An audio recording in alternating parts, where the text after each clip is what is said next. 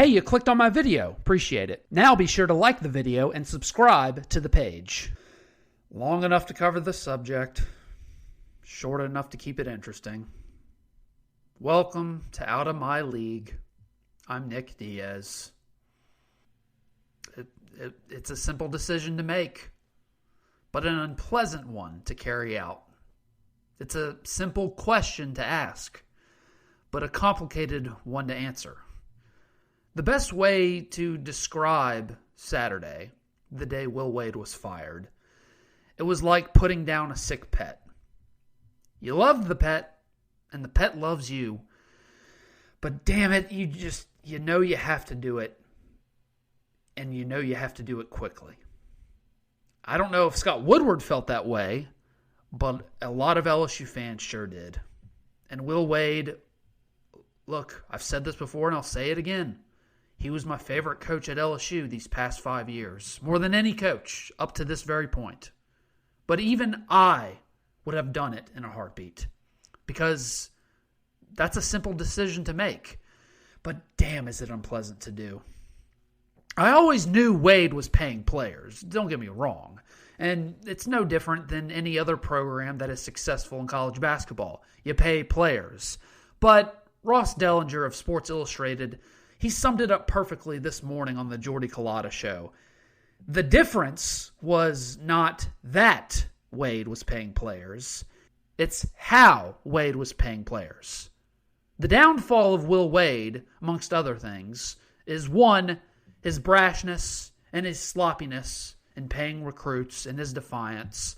And the second thing that not enough people talk about or want to admit, the lack of a middleman in LSU's boosters for men's basketball.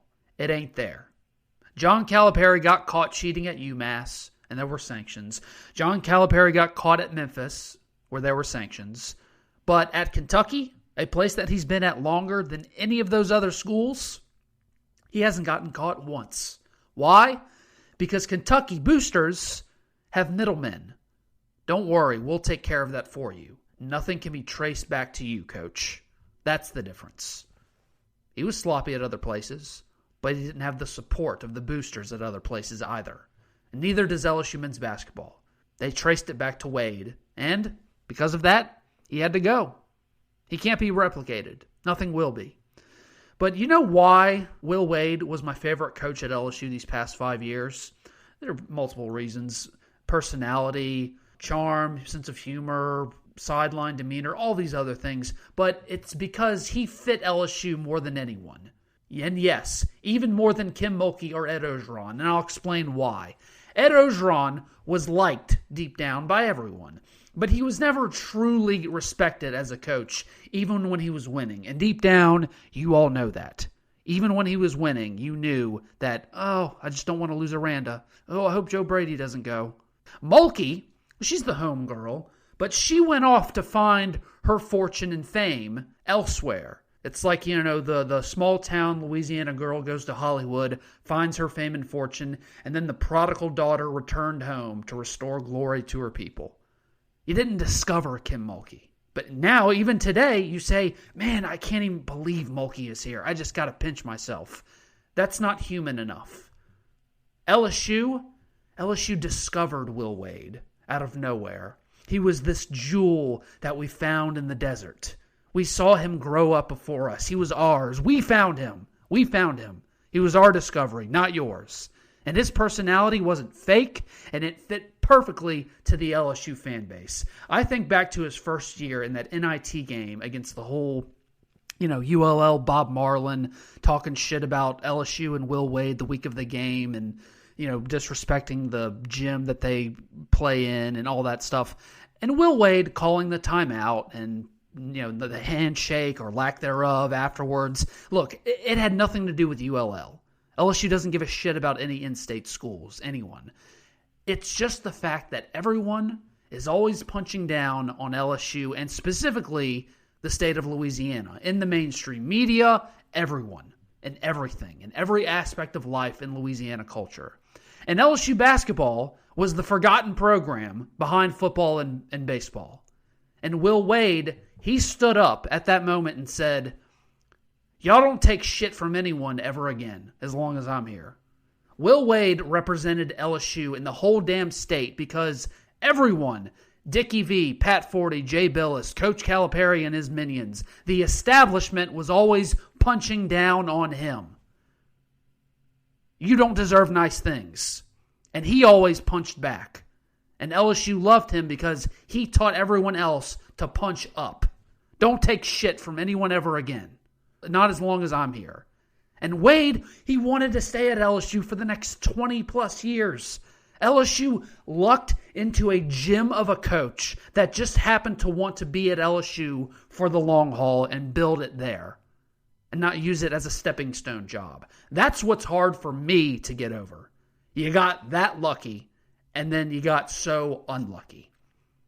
That's hard to replace. But you have to replace him. So the bigger question now, it's a simple one to ask. Who does Scott Woodward hire to replace Will Wade? Well, the better question is not just who, but how. What is the strategy to hire the next men's basketball coach?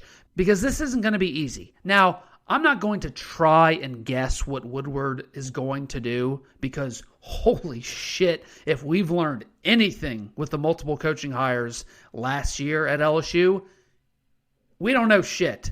Trust nothing, but expect everything. And I won't bullshit you. This firing and coaching search, while difficult to accept, is good for my business. It isn't good for my sanity or yours, but it's good for my business. And this past year, cousin, business has been a booming. And I'm not going to try and guess who Scott Woodward is going to hire or who he wants to hire during this coaching search or, turn into, Sherlock fucking Holmes and try to see, well, let's put the chess pieces together. What's Scott Wood? No, I'm not doing that. I will, however, break down the names that come up as possible candidates for LSU.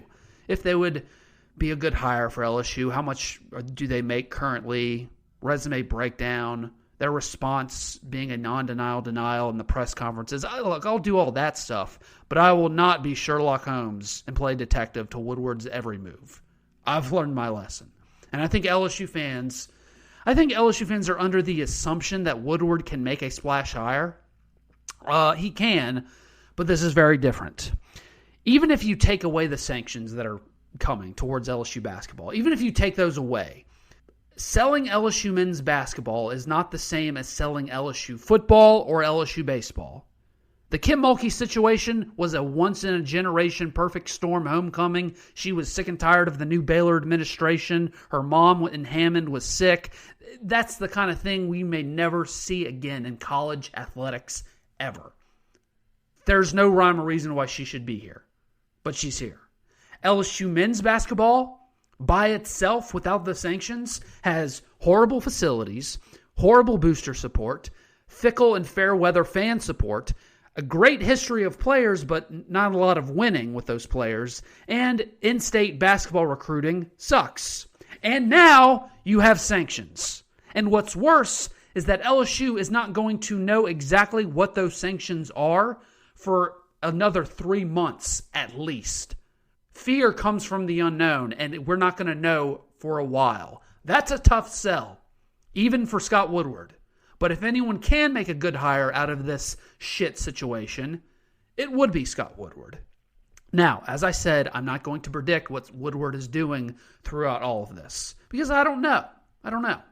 One thing I do know, the first thing Scott Woodward did when he got the job in 2019, he restructured Will Wade's contract so he could fire Wade with cause when the time came. So for the past 3 years, Woodward has been not only making a list of candidates, but making a list of candidates with the idea in mind, hey, we may have to try and hire someone for basketball while sanctions are coming down. We need to keep that in mind.